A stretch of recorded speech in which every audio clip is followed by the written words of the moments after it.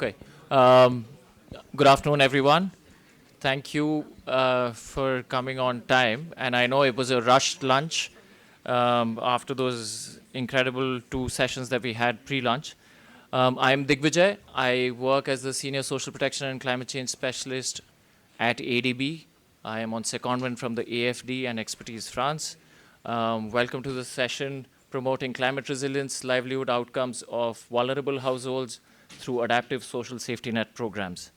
Now, I think if we are to look at the title itself, it talks about adaptive social safety net programs, but I think most of us from the region, Asia Pacific, we know that there are very limited such programs that are actually adaptive in nature, right? But we also want to understand that what does it take to be adaptive? I mean, is it just, the word is thrown around, but in the end, it's about government systems talking to each other. It's about communities taking decisions within that. And for that reason, I mean, this session is designed in such a way that we'll have three presentations. After those three presentations, we'll have three discussants. And after that, we'll open the floor for questions. The presentations will give us some idea of, some of the examples that we have. After that, we discuss certain elements about adaptive social safety nets, and then we open up for questions that you might have. So to start with, we'll have Elvin first. Elvin is the founder for Rise Up. Okay. He's the founder of the Rise Up, and he's also a ADB Solutions winner. So can I hand over the floor to you, please?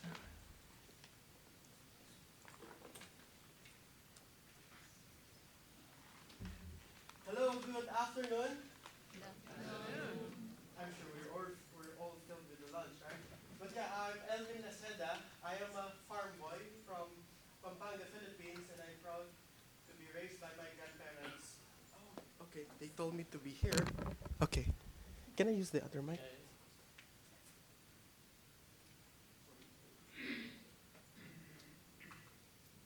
Hello. Ayan, perfect.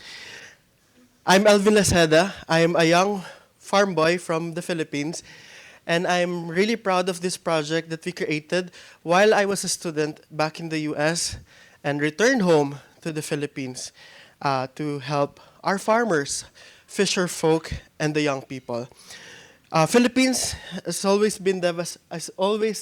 devastated by typhoons, climate, and basically in the agricultural sector, we have three main problems in the Philippines. First is the climate problem. We are always devastated by more than 20 typhoons every year, and they are becoming stronger. And because of this, there are livelihood losses.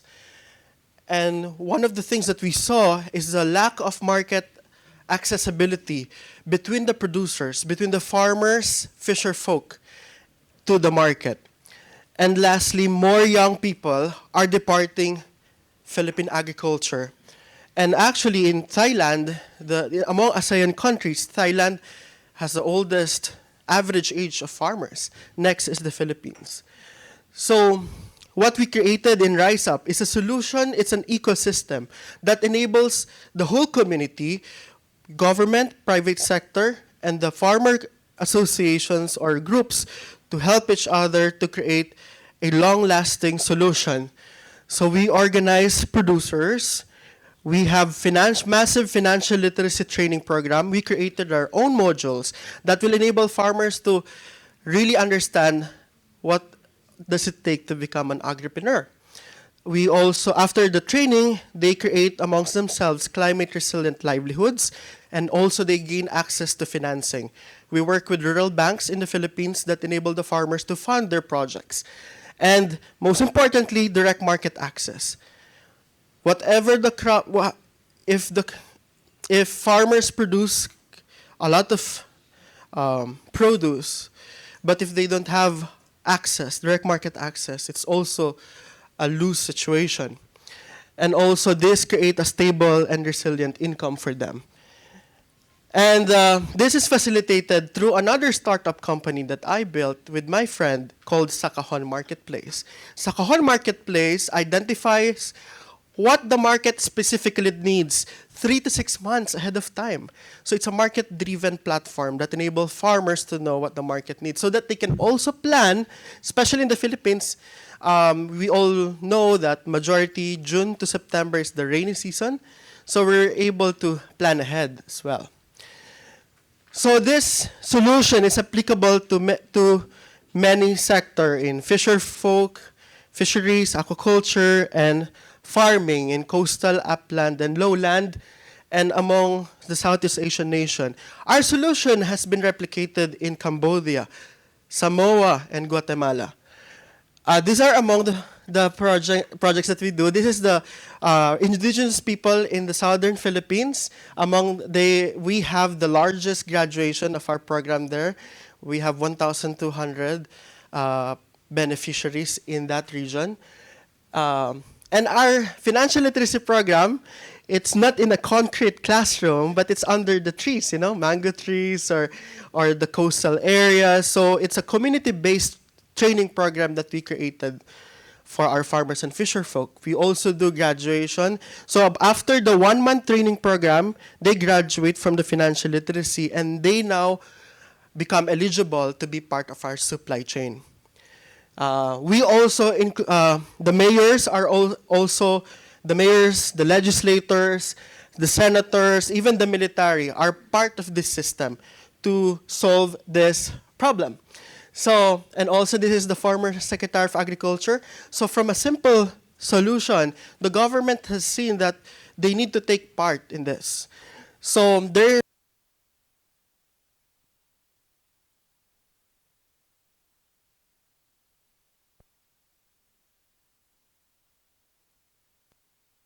one of the biggest retail supermarkets in the Philippines.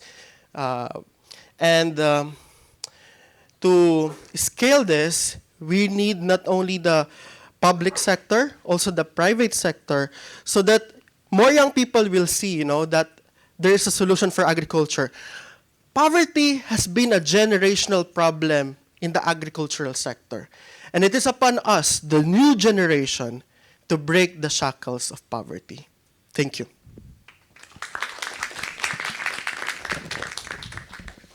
And first of all, thank you so much for for sticking to the time limit. That was really good. Thank you for bringing out issues that you faced and how you were able to, adapt certain processes, especially the financial literacy one. I think that's incredible because in the region we are seeing that a lot of programs are devoid of such initiatives.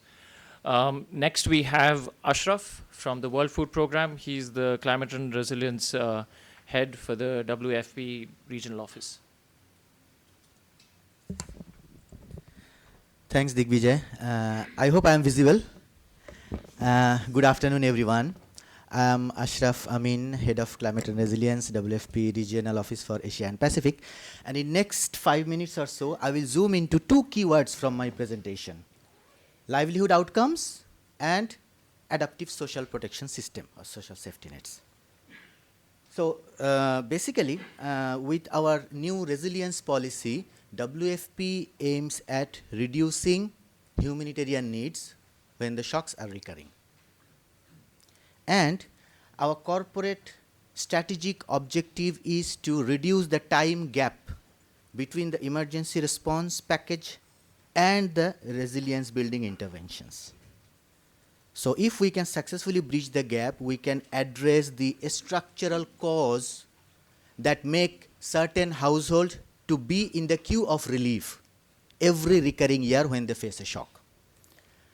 To start with 2 examples, here we have this emergency preparedness and response, and we have ecosystem restoration, livelihood restoration, and skills for livelihood opportunities and income diversification. And we conceptualize these 2 in an enabling social protection system environment, where we both build capacity of the social protection system as well as benefit from the social protection system when we do emergency response, as well as when we try to implement our multi-year integrated resilience building programs. And both systems actually have a feedback loop, like if our beneficiaries are graduated after a 2 to 3 year multi-year resilience building program, then eventually they will not be in the queue to collect relief when the shocks are recurring. So that is ultimately the main objective, and our strategic position is to reduce the gap between emergency relief and the resilience building interventions. In Fiji, we have capitalized the use of the social protection system for our anticipatory action trigger protocol and financing. All these systems actually use the social protection system database, and they invest their resource themselves when the shock materialize, and then WFP backstop the whole process. So basically, it's a win-win option both for government as well as for WFP when it comes to emergency relief through anticipatory action. And the same with Philippines. Now the anticipatory action has also been legislated through the government system, that whenever there is a national emergency, this anticipatory action trigger will formalize through their process. My colleagues can tell more detail because I'm very new in this region. I joined just in January. But so far, this is how the system evolved in this region, particularly if we take the example of Fiji and Philippines. Now about the livelihood. So, for livelihood support, we have 3 distinct type of interventions. And we try to build the whole system using the social protection package of a particular country when we design and target these interventions. This is a typical example of Bangladesh, where farmers been targeted for agricultural production support system. They received seeds, trainings from Department of Agriculture Extension. And we also have another example from Tangail district, where WFP supported the homegrown school feeding by training our farmers, providing agricultural support and ensuring that the market is ready, so that they don't need to worry once they have surplus production, they have a ready market for their goods and produces. And the detailed information can be found through the QR codes. Now to conclude, what are the long-term strategy to capitalize on the existing social protection system? First, supporting the horizontal and vertical coordination across the social protection, disaster management, and climate actors. It includes the systems as well as the institutions. And we actually work across 5 different levels, starting from individual, household, community, system, and institutions. And that's how we try to capitalize on our experience both on the emergency response as well as resilience building and bridging the gap across these two. Also, it also includes support provision at individual, household, community, system level to improve the livelihood, digital delivery and payment systems using digital cash distribution through anticipatory action whenever there is shock, and national registries, policy and legislative framework, and the targeting mechanism. So these are the key areas where we try to support government for building systems as well as strengthening the resilience at impact level. Thank you so much. Thank you, Ashraf. I think this is a close reality check about where exactly adaptive social protection systems are. If we are to look at interventions to term programs simply as adaptive social protection, but we need to look at operational examples where I think the one that they mentioned about Fiji is where they leveraged an existing social registry to, activate along with triggers and provide certain, to initiate certain actions. But I think more importantly, it doesn't have to stop there. I mean, there's a lot of analysis that further goes into creating these systems. With that, I'd like to bring in Silke, who's the Regional Vulnerability and Risk Assessment Advisor at the FAO Regional Office. Hi, it's nice to see everybody. I didn't realize how many more people came in, so good for you. How do I deal with this? Yes. So this will be a very different example from the previous two. I'm taking you to Mongolia to look a little bit more detail into what resilience means there and how that can be used, or how we can improve analysis in general to improve our ways of dealing with social protection. So drought is a key issue. That is a very heavy, very cold, very snowy winter in Central Asia, but in particular in Mongolia. It reoccurs more frequent now than it did in the past. There was a major drought in 23-24 where about, is that better? Sorry, yes. Okay, I think that's better, right? Yeah, thank you. Okay, so 2023-24, we had a major zoot, so the vast majority of the country was under high or extreme zoot risk, and we had just above 9 million animals die. So that's about 13% of the national flock. So imagine a country with 5 million people and 80 million animals, okay? It's a massive country, it's a massive landscape, it's very remote. So in the damage and loss assessment, we had about $800 million just from this livestock element. So not even looking at anything else, just livestock losses, damages and losses.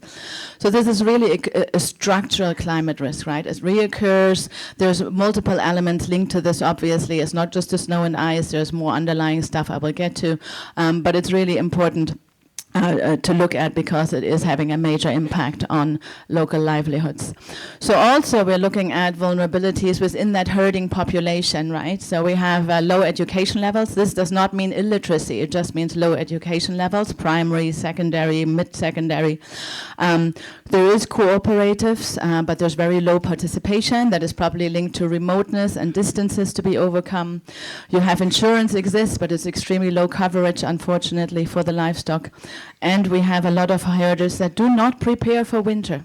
Okay, there's a lack of knowledge, there's a lack of resources linked to this, but it is part of the underlying vulnerabilities. You can see already how vast this landscape is.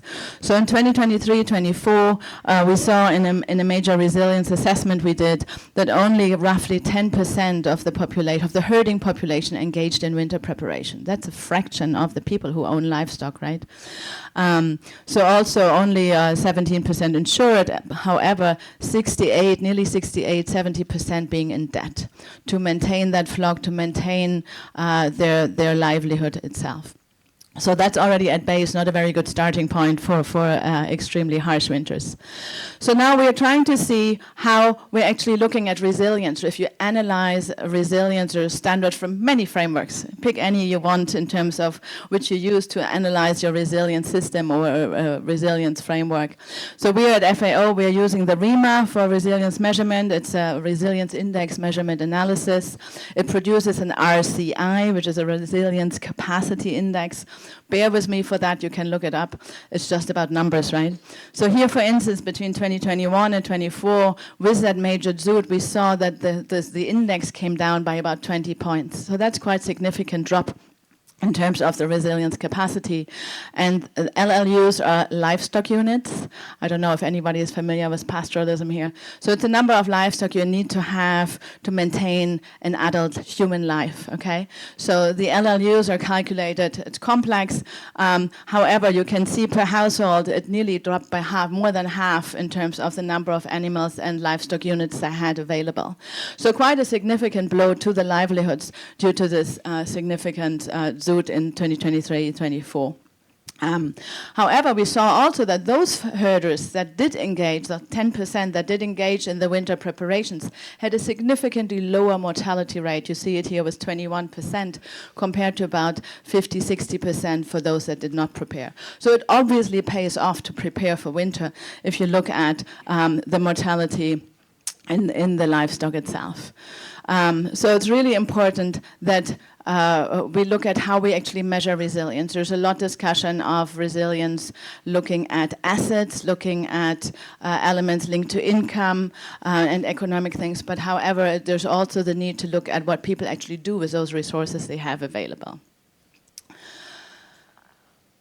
So looking at your prevention, we're talking about adaptive social protection. So what can we do before when we know it will happen because there's good early warning systems? So what can we do before? When we look at what does before and after actually do is it really looks at dealing with what already happened versus trying to prevent what might be happening, right? So the idea of saying if we do post-disaster, it just will fix the immediate needs, but it will not change that the animals are already dead because it's already past the disaster. So your adaptive interventions really have the opportunity to address that, lower the risk, lower the mortality of livestock itself in this context or any other assets or other livelihoods in other contexts. So your prevention changes the loss curve. So the earlier the better, less loss, as compared to your compensation really changing the recovery curve, right? It might be faster, it might be shorter, but you still need recovery in itself. So here, just to look quickly at what it is currently based on in terms of the social protection system in Mongolia. It's a very reactive system. It looks at compensation. Once the dead livestock has materialized, you get an amount of money to replace that. However, we should shift that to a more trigger-based, linked to your early warning, linked to the anticipatory action also, a trigger-based system where we can also include the insurance elements and the incentives for winter preparation behavior there. So really critical on how we link this triangle of social protection with the winter preparations and the insurance also. This is my last slide. Sorry, I'm hurrying now. I'm being pushed. So the key element here to take away, if we're talking about resilience, don't just look at assets, don't just look at income, look at what people actually do with it, right? And think about how your social protection system actually use the different pieces of information to target. If we only take the number of livestock as a targeting criteria, we here would classify instantly all small livestock holders as the most vulnerable and with the least resilience, which might not be the fact because they're having much better winter preparation behavior, therefore they might be more resilient to the drought, even though they have a smaller flock. So I think it is really important that we get analysis, strengthen the analysis around social protection, around livelihoods, what we're trying to protect, and not just go with the basics on the economic elements, the asset elements there, and really link it to the anticipatory system, the trigger-based systems we have in place. I'll stop there. Thank you. Thank you so much. Thanks, Silke. I think the point that you mentioned that an asset is not exactly an indicator of whether the person is able to mitigate or go through a climate risk. I think that's a very important point. So now we'll have discussants. I think so I'll call upon the three discussants and the presenters as well to sit. First, we have Christy Lowe. She's an adaptive social protection consultant with the EDB. Christy, please come on. Then we have Sejal, who's the senior researcher with IIED. And we have Jimmy, who's from the Ministry of Social Solidarity and Inclusion from Timor-Leste. Please. And after this, I'll call on the presenters also for the questions this time. So, welcome. So ideally we would have, thanks to Jimmy for joining us in such a short notice. So otherwise we would have had a good presentation from him. But so I'm going to go to Jimmy first. Jimmy, if you can tell us about the program that you're handling currently and what are the various climate elements you're looking at to make it adaptive in nature. So if you can give us a brief about that, that'll be really helpful, and then we can carry on with the questions. Thank you, Digi, for the time given to me. Good afternoon to all of us here. My name is Jimmy Tudukaru Moral de Jesus. I'm the Principal Advisor of Ministry of Social Solidarity and Inclusion, and also General Director of one of the program which is funded by ADB and technically supported by WSP. So this program is totally new. We adapt from base program from Pakistan. I think if any colleague from Pakistan, they know much better related to this program. Okay, since this program is new, we are going to implement this program in this July. Why we really need this program to be implemented in Timor-Leste? Because based on the data in 2022, the stunting percentage in Timor-Leste is 47.1, so it is really high. So based on that, we went to Pakistan together with the minister, and we learned some knowledge, some information, and also the program itself, the distribution Benazir income support program from Pakistan, and we adapted the program. In order to implement this program, we need to go through there are various steps, but I will mention here two steps. One is we'll do the social registry. That means we'll collect all the data or information from all the households. But this program will be implemented as a pilot in 3 municipalities. There are 13 municipalities in Timor-Leste. Then after that, we will decide or determine the eligibility. We use PMT proxy means test to see, especially based on observable or verifiable characteristics such as house condition or assets, all these kind of things, or whether they are prone to disaster. That's why we are under developing this program. We also include climate resilience in this program, for example, like a drought or flood. So because of this, we are planning, I just updated to the minister and also to one of my colleagues from WFP. When I go back, we need to sit and to discuss or to design how can we integrate climate resilience into this program. For myself, I have been participating in this kind of program organized by ADB. For example, like this CRPP last time in 2024 here in Anantara Siam Hotel. Also recently in November in Manila. It was very inspiring, very insightful seminars or workshop from Bob is here, Christy is here. They were the one organizing the session. So basically, this program is very important for Timor-Leste, especially from the three presenters, because we really need to implement this program. We really need to include this maybe in our SBCC, social behavioral change communication, to inform our beneficiaries, those who are coming from vulnerable households, so that they can understand how to cope or how to anticipate, how to adapt, and how to transform when the disaster such kind happen to them in the future. So thank you. Thank you so much, Devi. I think it's a great thing that you mentioned that you will be looking at climate elements in the new program being designed. That's amazing. So now we've seen certain examples of partly elements of adaptive social protection. We have a country that's saying that we'd like to include adaptive elements into the social protection. So Christy, I'll come to you first on this.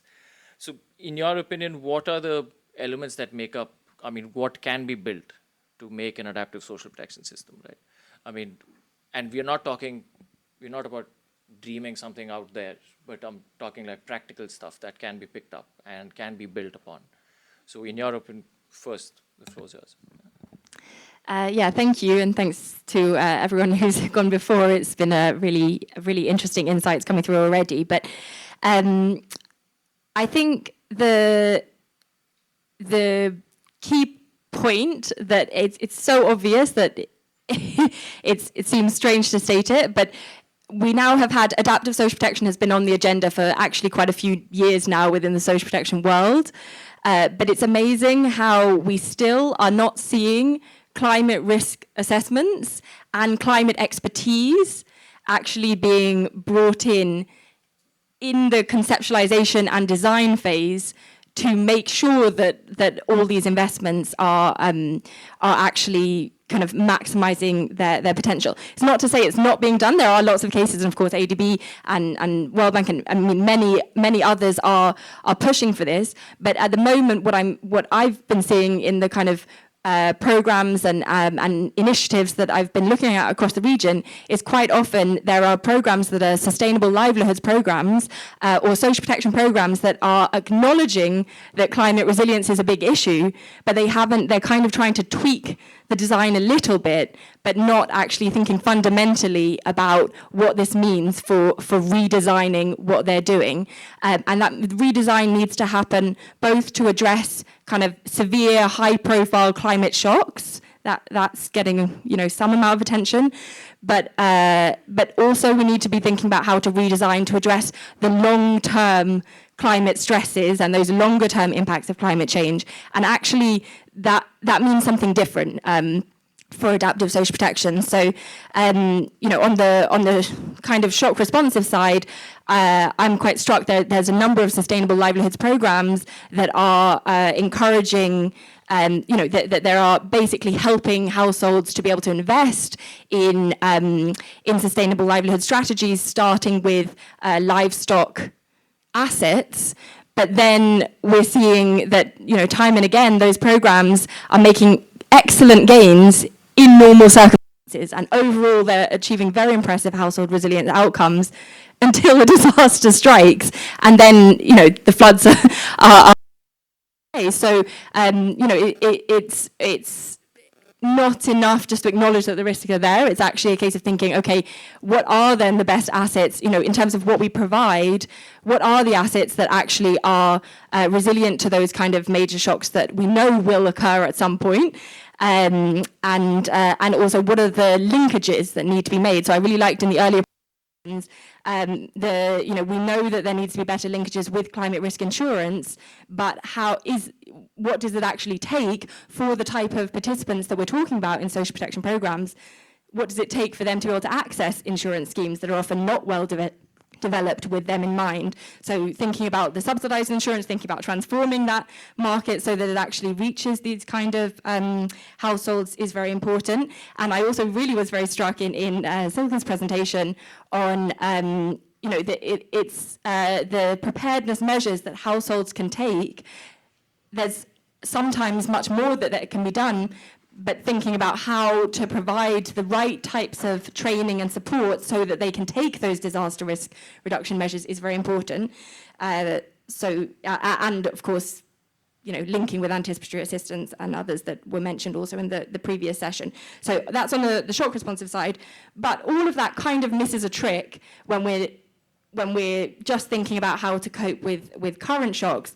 What about the fact that in a lot of areas where we have very vulnerable communities, you know, 20 years, 30 years down the line, are the agricultural livelihoods that they're currently working on, you know, is that a viable strategy, or are we actually inadvertently promoting maladaptation through some of these adaptive social protection programs by basically allowing people to cope a little bit better each year with certain types of shocks, but not thinking about how to help them diversify into off-farm livelihoods or other livelihood strategies? And so that is obviously kind of a much bigger question, and the infrastructure that they would need to be able to basically you know, transition the entire economy of an area, that clearly is a policy level question. It links to the just transition agenda, and that's where then we can see that this is not a question of program design. This is about policy level coordination between social protection, disaster risk management, climate change adaptation, and more infrastructure. The Ministry of Finance, you know, it needs to be part of a multi-level action strategy. So the programs, but also the policy coordination and the systems as well, to think about, you know, contributing to long-term climate change adaptation. Thanks so much, Christy. I think that was pretty clear about, you know, it's not one thing that can solve it. I mean, it takes multiple elements within a social protection system to open up, to interact with other systems. And it's, I think the most important, which I think will be discussed over a period, I mean, over the next 2 days, is the finance bit, right? I mean, in the end, the programs tend to not work together with other systems of climate or disaster management because the financing issue is a big hurdle. Now, I think the point that you picked on about communities being at the center, I think that's where I want to go to Sejal here. You know, Sejal from IIED. Now, IIED is known for promoting, you know, LLA models, etc.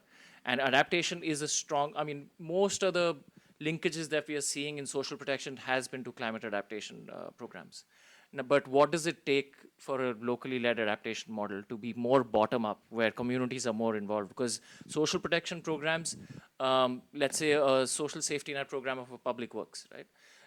Most of the programs, the country, Philippines, India, Bangladesh, these countries have systems where communities decide what kind of assets have to be built, right? But when we're looking at LLA, is it true to say that LLA is more top to bottom, or are there models that are bottom up as well? So if you can tell us, because that's where we are seeing most of the linkages between social protection and climate systems. Within climate, we're looking at climate adaptation a lot. So if you can tell us more about locally led adaptation approaches, that'll help. Yeah, sure. Thank you. And thank you to the presenters for the really interesting initiatives provided. And I think coming out of all of those initiatives, I can see very clearly the value of local and community organizations and the work they're doing to enhance social protection schemes. And I think it is about this idea of who defines the risk, who defines or who controls resources and resource allocation, and who decides priorities. And I think we need to think about the systems in those aspects. And so I want to offer 5 thoughts around social protection and locally led adaptation and where they're intersecting. And locally led adaptation within social protection, it's not just about better consultation. I think it's really fundamentally about institutions and systems and improved fiscal decentralization, empowerment through policies and sort of structured governance, and redefining some of that governance architecture. So the first point is about moving from this kind of idea of targeting beneficiaries to resourcing local systems. So really supporting the local livelihood systems and the governance systems, and embedding community decision-making into how adaptation-linked social protection components are designed, how they're triggered, how they're governed. And I think we've seen that come out a lot in the initiatives, and initiatives like Rise Up, where you have these innovations happening, and how our social protection systems supporting and aligning behind these kind of initiatives. The second one is redefining livelihood support through community knowledge. So supporting communities in defining what counts as a viable livelihood in changing environments. And communities can then decide also what to prioritize and when. So we heard a lot in the plenary session as well around sequencing and layering different approaches. And it makes a lot of sense to have that very localized and contextualized. And I think that came out a lot in Silke's presentation as well around the early warning systems and how shock responsive systems are triggered and what the indicators are for triggering. And having that sort of designed and kind of decided by communities makes it a lot more responsive to the risks that are happening. The third point is around participatory governance in social protection policy. So in order to get some of these aspects of local community voice out, really building in the decision-making power into the social protection systems at every level. So having also committees which have representation and decision-making power. The fourth is shifting accountability downwards. So having community-led monitoring and evaluation, having public scorecards, social audits, things that really help shift the accountability and have a sort of 360 accountability approach. And the fifth kind of linkage is reforming national metrics. So being able to accept adaptive programming that is able to allow for budget flexibility, redefining fiduciary risk to include the exclusion of local voices. So really sort of ensuring metrics are behind outcomes and sort of measuring meaningful impact. And part of that is integrating social protection and adaptation planning, which I think has come up quite a bit as well. And integrating that from the beginning. But yeah, I'll stop there. Thanks. Thank you. I think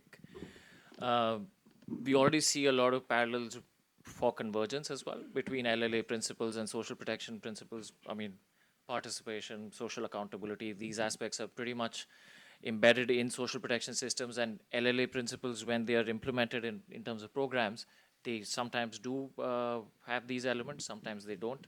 But I guess that's what we're here to discuss. So I'll request the presenters as well to join us here. We'll have the house open for questions. The mic is right here in the center of the room. So if if anyone wants, yeah, sure, please.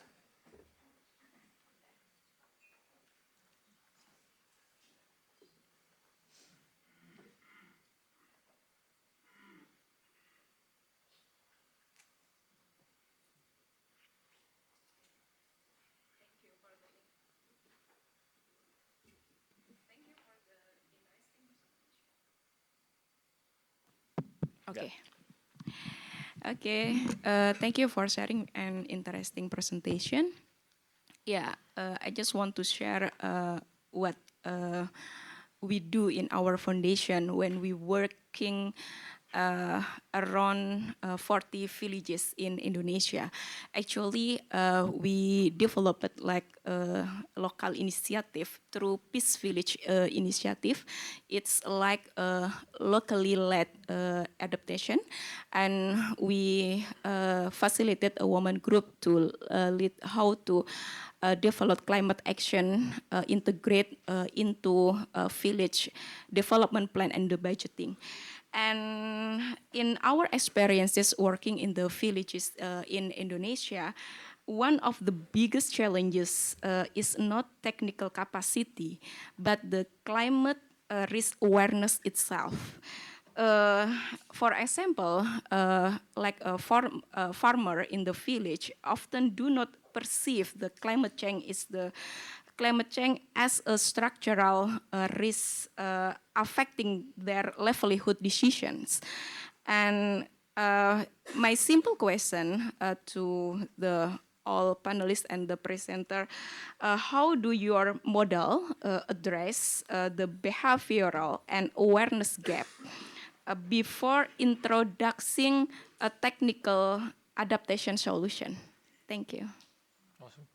I think that's a valid question. So can we have, who would like to take the, I know that Sejal will have to take the locally led adaptation. Christy, do you want to take that up as well? Because it speaks directly to climate information that's not available. Definitely. Can you hear this? Yeah? It's working? Okay, great. So from a resilience analysis perspective, I think behavior, knowledge, awareness has a very critical element in it. And we saw that in the Mongolia case. You can apply that to any other context. We also had this conversation in Mongolia with a herder saying, well, we've been dealing with zoots for the last 1,000 years since we can think about it, right? So we'll deal with it this time also, but the system has changed, the reliability on the number of animals has changed, the technology has changed, right? There's so many things that have changed. And the key element we see with this awareness question is that who gives them the message of there's a zoot coming, there's a drought coming, a flood, whatever it is. Who is actually the sender of this information? What resource is it based on? People are very skeptical and saying, well, what if I now change everything in my livelihood and then it's actually not true? So who is telling me what information and how are we actually telling this, providing this information? How actionable is this information? How clearly does it link to advisory on here's what you can do, step 1, 2, 3, these should be your priorities. So in Mongolia in particular, the REMA FAO uses for the resilience analysis has a capacity element. So in the capacity we have awareness, knowledge, training, different actions they're already taking like vaccinations for the animals, etc. So that all links to the capacity element. So your question would fit into the capacity, so can be considered there. But we looked at how best to convey this message in Mongolia to these people, despite remoteness and radio and TV access issues and everything. But we looked at heritage people, right? People that are revered to for their heritage, for their importance in the culture, for their importance in these livelihoods, to provide these messages. Government wasn't reliable enough for many people. So people who they looked up to in terms of their livelihoods or culturally or religiously were a much better sender of this information and conveyor to make people actually take action. So I think, yes, you can consider it in the analysis. It's just about how you structure the analysis itself and what weight you give the awareness, for instance, in your analysis. But I think it's also this question of how do you make them aware and how do we make people take action based on the messages. Not. Do you want to take that up as well? Yes, Hazel. Thanks. Thank you for the question. Yeah, and how do models address awareness? I guess part of the whole kind of area of empowering communities and local households and local organizations to have a voice is that it helps bring that awareness as well. And I think contextualizing and framing some of the local risks and vulnerabilities in the local context is hugely important to having awareness and buy-in to these initiatives and programs. So I think there's a lot to do around just empowering and giving voice and building that in structurally to national systems and institutions. So there is a clear pathway of where some of these kind of activities of participatory vulnerability mapping, of community climate risk planning, these kind of tools that engage and empower communities have to create impact within the programs. And I think that also has a big part to play with awareness. Okay. Thank you. Thank you so much. Do we have, yeah, please. My name is Keson from.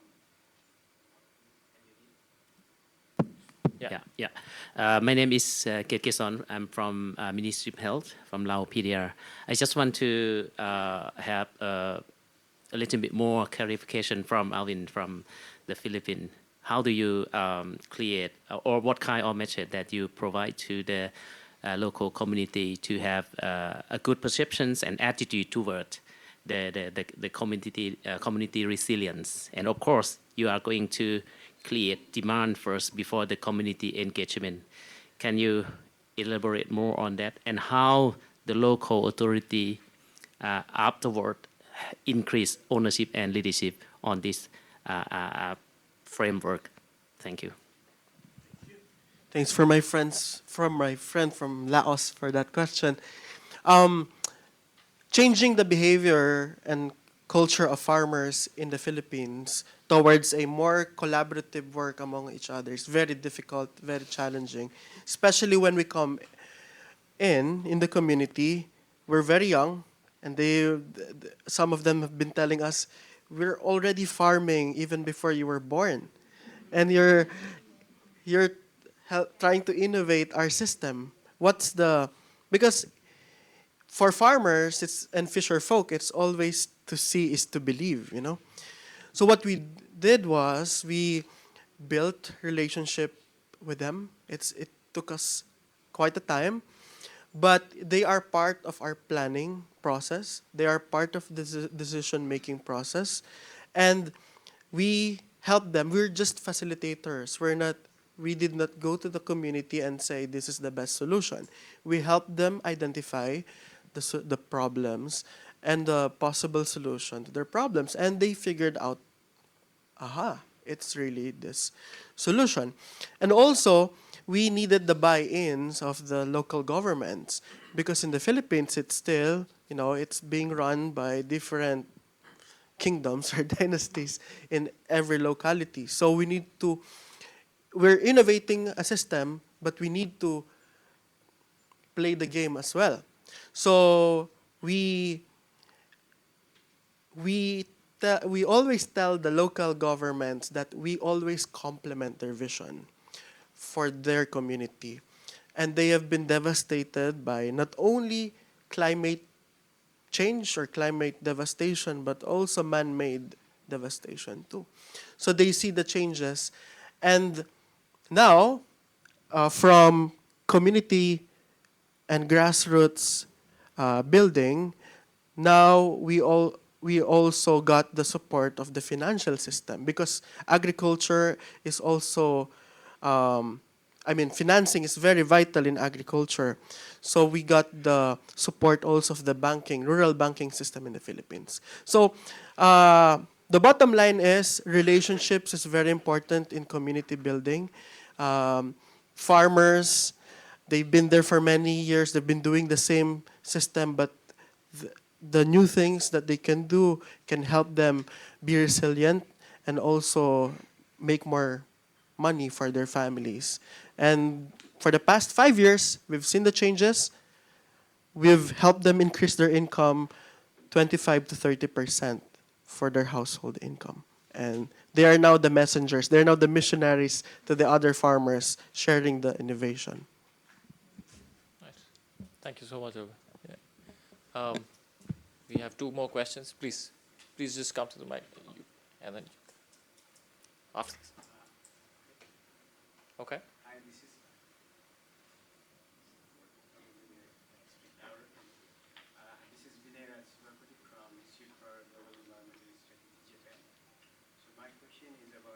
Can you hear?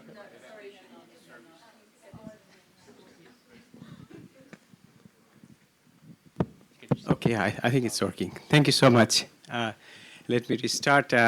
So when we talk about this local level adaptation and especially social safety net, what we are not seeing is kind of a job creation at the local level around providing adaptation services. So that means that would be the best social safety net in my view.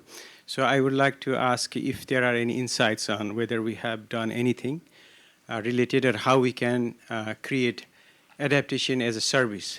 And that leads to some kind of job creation, especially for the youth. So unless and until we engage local youths in this kind of future adaptation as a part of local development, I think it won't lead us to a kind of sustainable outcome. So I would like to ask if there are any insights. Thank you. So I'm just going to clarify. So are you trying to say that adaptation services as a livelihood?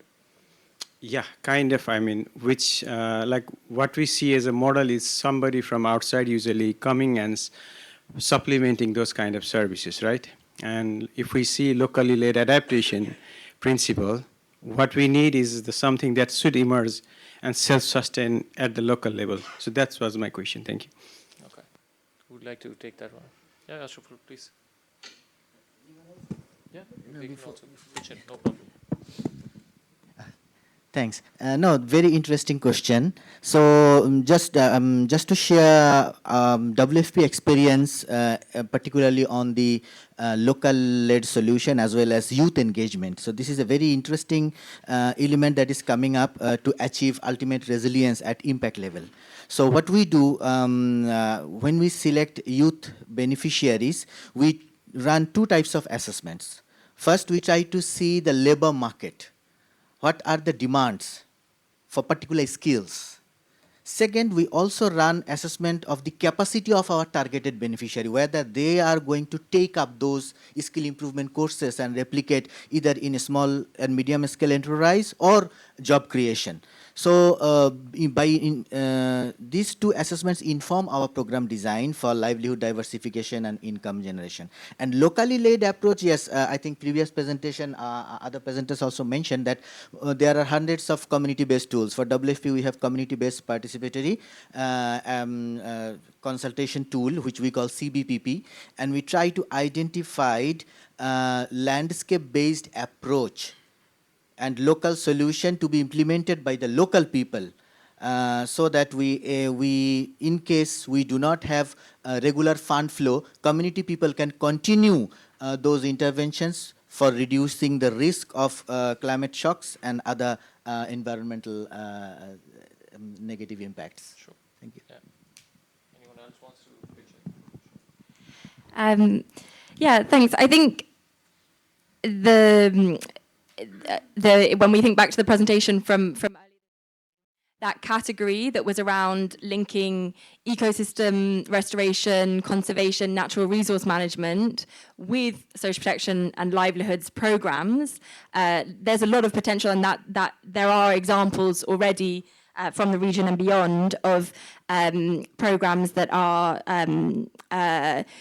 on a massive scale, trying to transform the way that local resources, natural resources are managed, and in the process creating jobs, but doing it with a very participatory kind of model to actually hear from local communities, what is it that they, in cases where their practices are environmentally very damaging, that's often, as we heard in the question earlier today as well, that's often, you know, it's a survival need, right? But they would like to envisage a different future where they have other opportunities, but they don't have the access to markets, or they don't have the initial infrastructure investments for them to be able to engage in other forms of livelihoods. So I think, you know, basically making sure that there's community-led and participatory approaches in the design of those big ecosystem restoration programs, there's quite a lot of potential there. One of the programs we've been studying in the ADB Technical Assistance Project that Bob mentioned in the plenary presentation, we've been looking at the example of the Delta Blue Capital mangrove. It's the largest mangrove restoration project in the world. It's in Sindh province in Pakistan. That one, we've classified it as a social protection program because the functions that it's playing include a lot of social protection instruments. So even though it's run by the Sindh Forest Department rather than like a social welfare scheme, but that project involves a huge amount of local labour to be rehabilitating mangroves, but it also includes a component of training and providing communities with alternative livelihoods training.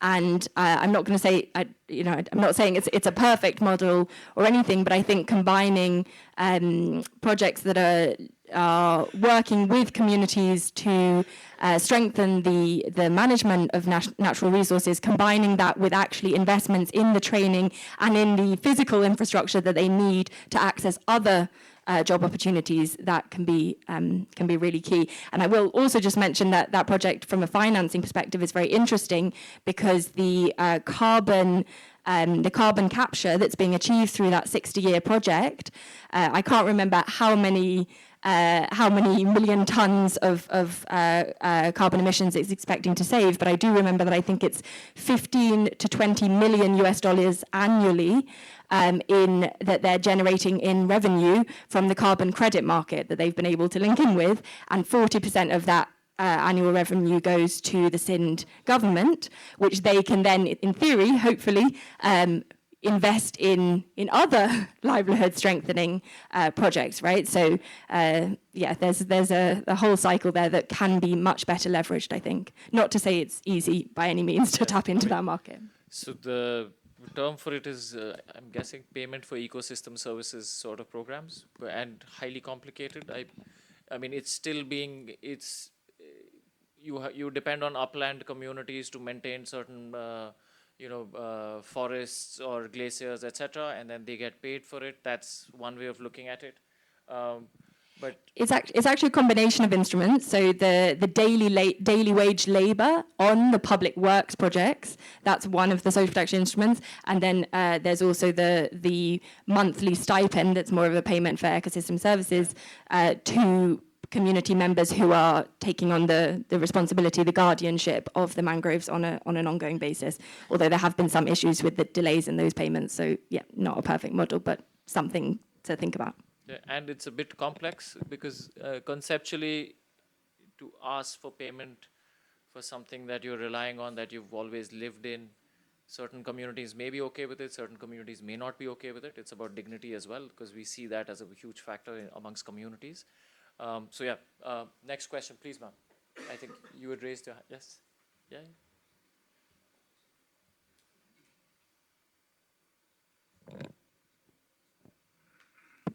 Yeah, thank you. I just want to learn from your experience if you can have, because promoting climate resilience for better outcome is very important. Like we have multi-sectoral collaborations and local authority actions. From your experience, do you have any strategy or approaches to engage non-government organizations into this aspect? Thank you. Okay, so one question is that, ma'am, I think I was looking for you. Yeah, yeah. I think you were standing in the same direction, so he thought, I'm sorry about that. No.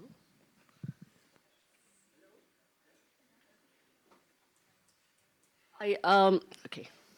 Thank you for the presentation. I'm very much interested to hear the women empowerment or gender element in the adaptive social safety net protection. For example, when we're working with farmers, in many cases that I'm from Huairu Commission, and we work with grassroots grassroots members, women leaders. In many cases where we talk about farmers, women are not considered farmers in the government system. They are, what do you call that, considered as supporting their male relative who are owners of the land and things like that. So for us, it's very important because they are also working and they actually contribute as much to the outcome, to the livelihood of the family and so on. So in the adaptive social safety net programs, where and how do you capture and put the women empowerment element, and so that women can sit at the table and not just be a menu? Thank you. Yeah, please go for it. There are two questions, so whichever you want to, whichever you're addressing, please mention. Yeah, sure. I currently sit at the National Rice Council in the Philippines. I'm the youngest member of the council. And I'm happy to tell you that in the Philippines, in the registry system, the national registry system for farmers, there are women. And there are thousands of women in the registry system. In the communities that I'm working with in the Zambales and Pampanga province, actually, the women are the one registered in the system. And we found out in our 5 years of working with the farmers that when women have senior or supervisory role in farming production increases to 20 to 30%. Because women are more meticulous, they are more, they know how, when we do the financial literacy program, 70% of our enrollees are women. And they take more responsibility in decision making in the farm operation. So yeah, in the Philippine context, I'm glad that we're doing that in that direction.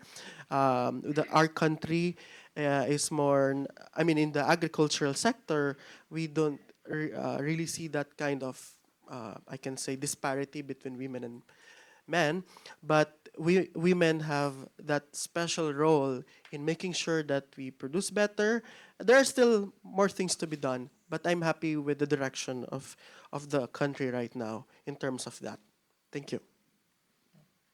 Who else? Silke, yeah, please. Christy, you. Okay. Sorry. I also want to talk towards the gender element there and bring in another example in addition to what you said. We did in Timor, as part of a GEF project in the inception phase, we did a large vulnerability and risk analysis for the fisheries communities. And it was very heavily fisherman based also. However, we decided to do a dedicated women module within the assessment and analyze that in parallel. I think that was a very successful exercise because it actually highlighted elements where women are the vectors of income, right? The men go fishing, however, the women are the processing end behind it, the quality controllers, the market facilitators and all of that.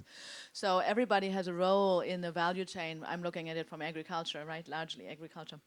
So women and men have different roles in the value chain, which leads from like the field to the fork, right? So I think it's really critical, again, in your analysis, in your basic analysis on resilience, on climate vulnerability, etc., that you make sure you consider the inclusion element. And that might be women, and that might be indigenous people, it might be youth, it might be whoever is on the outskirts of your main focus, right? So I think that's really critical to keep in mind. And maybe that takes another 10 extra days of a consultant to run a separate analysis, but it will be worthwhile because your project or your program will be much more impactful.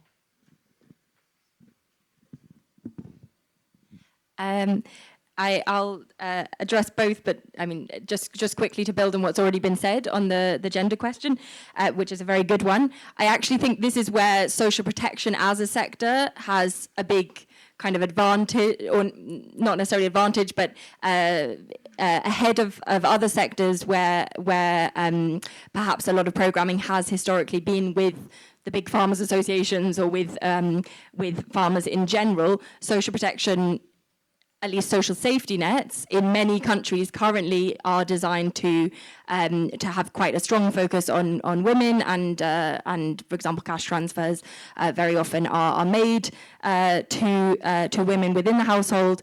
So you have already programs that are working very closely with women, and in some cases what we've seen with these economic inclusion, graduation programs that are adding these livelihood components is actually it's giving legitimacy to the livelihoods that women are already engaging in, but often were not able to access the resources to do those, to make as much income or hold on to as much income from the livelihoods that they were already engaging in. So, for example, in the Logic project in Bangladesh that we studied, quite a big component of the work was, so they provided support with developing different livelihoods to women specifically, and quite a lot of the work was around actually bringing men along in the process of women developing those livelihoods, and they actually did track the kind of intra-household gender dynamics of how much support there was for women, kind of strengthening the livelihoods that, as you mentioned, they often already were engaged in, but just it wasn't appreciated as part of income and also resilience strategies. So yes, that's just one point on that. On the NGOs question, how to engage NGOs in these interventions, that's actually something I think about a lot. When in social protection, there's the whole system of kind of government social protection systems, but it needs to always be building on the informal community-based social protection systems that were, again, there was a question on that in the previous session, but it should be the case that those two are complementing each other and not competing with one another. And so I think that the best social protection systems are ones that are appropriately engaging with NGOs and community organizations in the, not even the design process, in before that, in conceptualizing the social protection policy and system, and then the involvement of NGOs that are working. So often you have NGO models that are already doing things very successfully, and government doesn't really leverage the lessons from those models as effectively as they could. So I think that needs to be happening more in the implementation role. NGOs, in quite a lot of models that we've studied, NGOs are really the ones on the ground that are actually contracted as the kind of last mile provider to reach people in practice.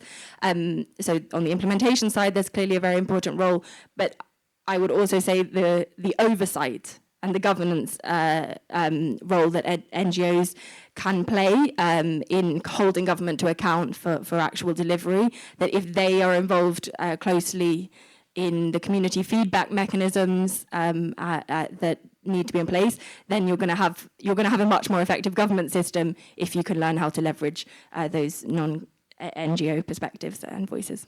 I'll just add to that. I think more importantly, the more we talk about climate risk planning, etc., at the community level, we know that there are limited capacities for using certain kind of tools, etc., and that's where that support from NGOs who might have access to such capacities, they have those capacities and they can bring that to the communities. But the larger issue is governments working with NGOs.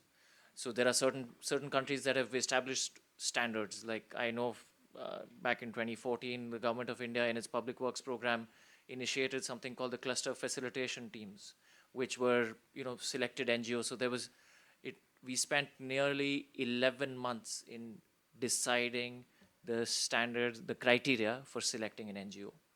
That's the real challenge. It's fine to say that how do we work with it, but the real challenges are such that they take more than 5 months, 6 months to understand how do we partner with certain community organizations on ground. And we see that across the region, right? I mean, you yourself in your country, you would have, that what I'm pointing at. So yeah, so these are the elements. So thank you so much, Chrissy, for addressing that as well. So do we have more questions? Yes, please.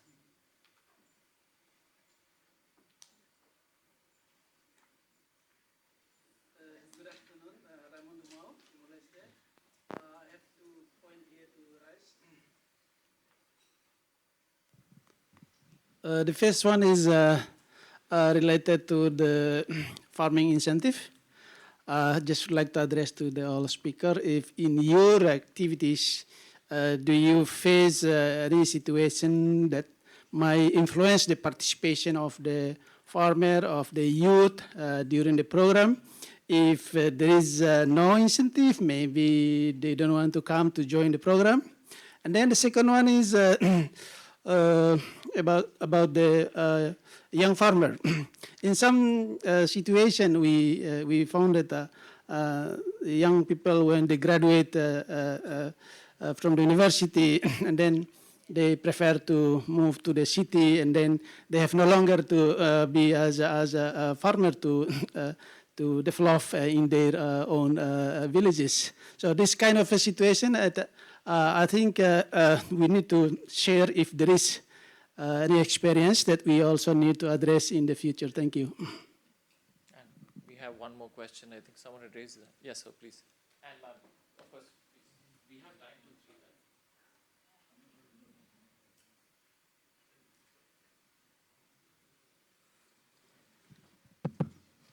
Thank you so much for giving me a chance. My name is Wong Sawan from Department of Rural Development and Poverty and Reduction, PDR. And I'm here so proud and so glad to see our speakers here. And it's very, very important issues that I listen today. My question is to Mr. Alvin. Yeah. About regarding the marketing, and abilities to the community development or mentor.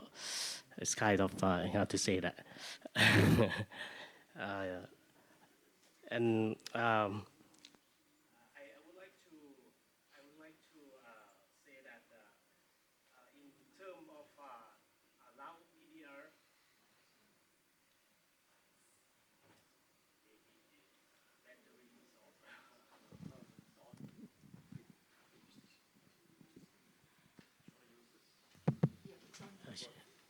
okay, it's working. I would like to know more about the as you mentioned that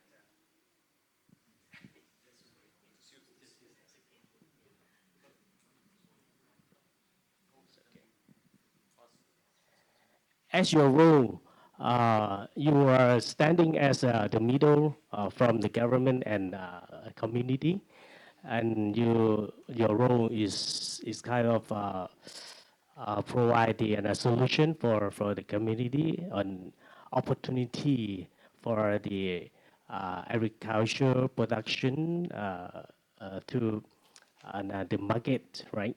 And in case of Lao PDR, we also have the problem with the limited marketing for the farmers and who is produce agriculture production products.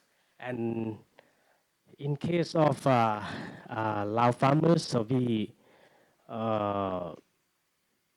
it's kind of the lack of the technology, and sometimes they don't like to get involved to the to learn the technology from the partners from the government side, and also the society also, and they still keep their own technology, and that's a problem for our governments to promote their products to the market, to the local market, and also the international market. That is the I would like to know how the solution that if you are the main actors and how you gonna help them to provide the opportunity to the farmers, to the communities, like that, and also the market negotiation is very important also for long-term sustainability. Uh, because if you just help them uh, at the beginning, right? But let them do it by themselves later. Maybe someone they fail, uh, right? For the long term, I would like to know how you're gonna provide them ability or skill. Thank you.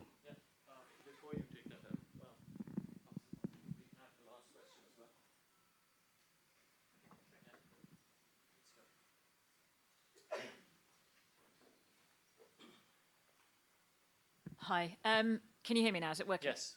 Great. Gail Warrender from ADB, on secondment from FCDO.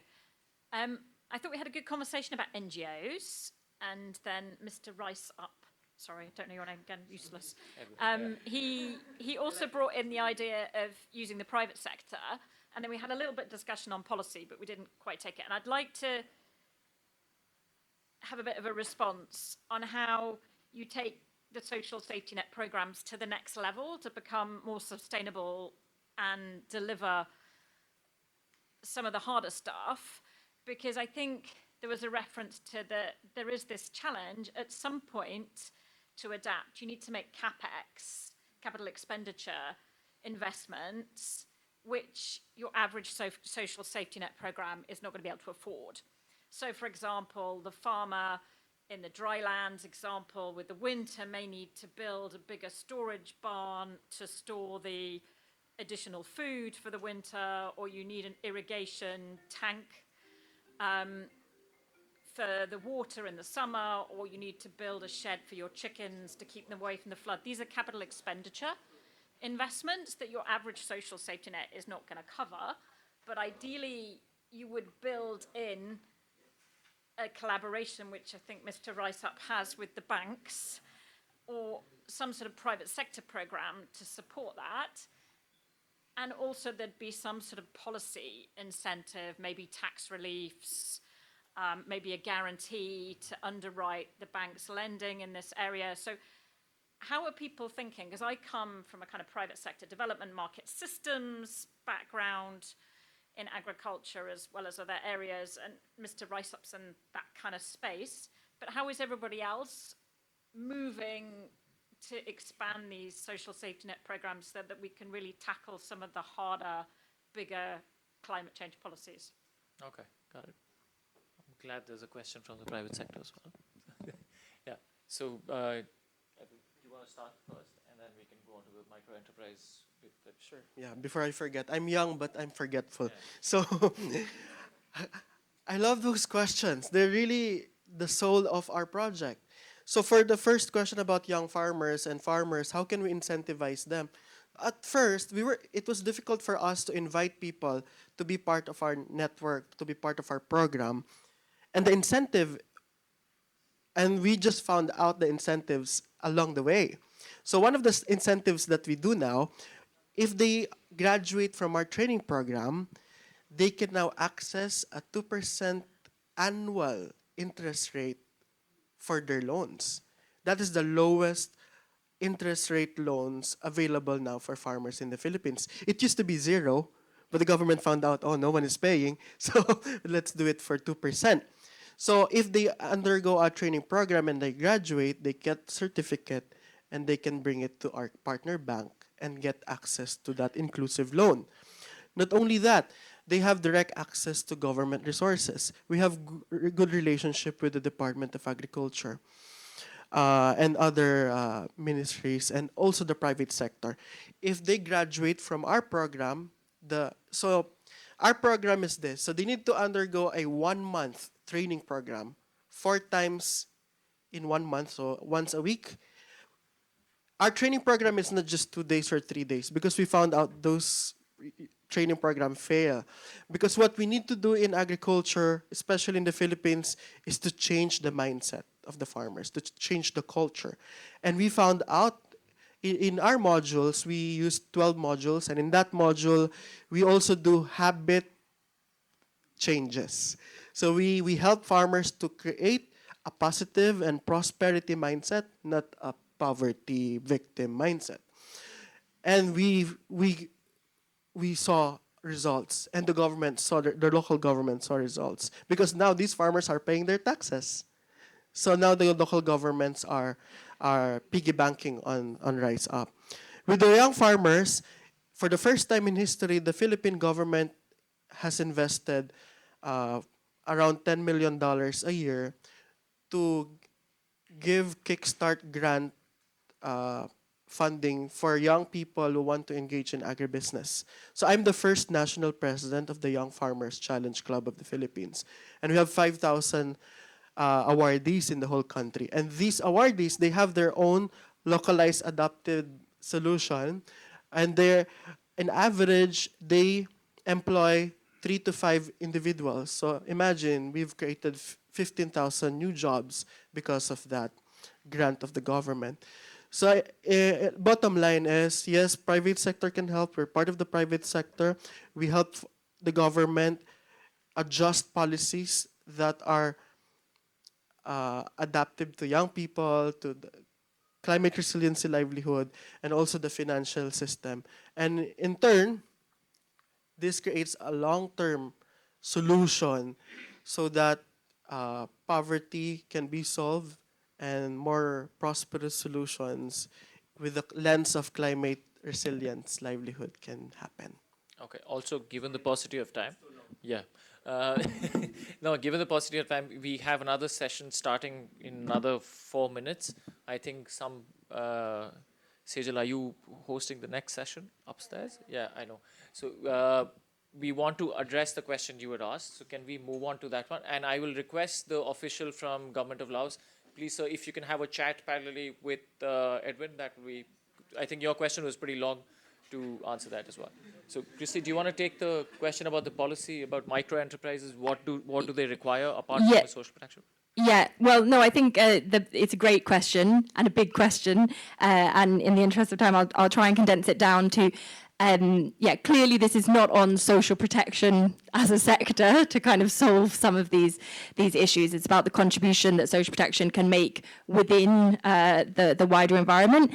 And so I think when we're supporting governments and thinking about designing adaptive social protection policies, it's about making sure that those are very well integrated with the national development plans and national adaptation plans and NDCs as well, and trying to then coordinate the actual implementation of those policies through the country platforms that I know ADB and others have very much been working to try to develop. But for example, the Bangladesh Climate Development Partnership, the opportunity that you have to, that's the only way. Those big coordination exercises is the only way that you can really bring in the level of contributions that you're going to need from the government, different levels of government, the private sector, and development partners. We need a lot of finance for this, so we need that finance to be as well coordinated as possible, and that's where I see there is no magic solution, but focusing on those kind of country platforms as the overall coordination, and then the sectoral plans aligning with NDCs and NAPs and so on. That's the only way we're going to move in that direction. But yeah, definitely not an easy challenge. Yeah, but in terms of policy support that you mentioned, that are there any? I think a big question that governments usually tend to think, and they get stuck at, is whether you get the capital first or you train people first. That's a big question that comes through. When the government starts thinking, okay, we want someone to, change their livelihood or, adapt to certain elements, but do you wait for them to be trained in that and then provide the, the capital that's required on ground, or you wait for it? And that's where, there are certain countries that have been waiting for 5 or 6 years to figure out the solution for it. But it's something. On that note, I'm sorry to go beyond that. We have the session at the chat room hall upstairs on adaptation solutions. Request you all to go upstairs after this. Thank you so much.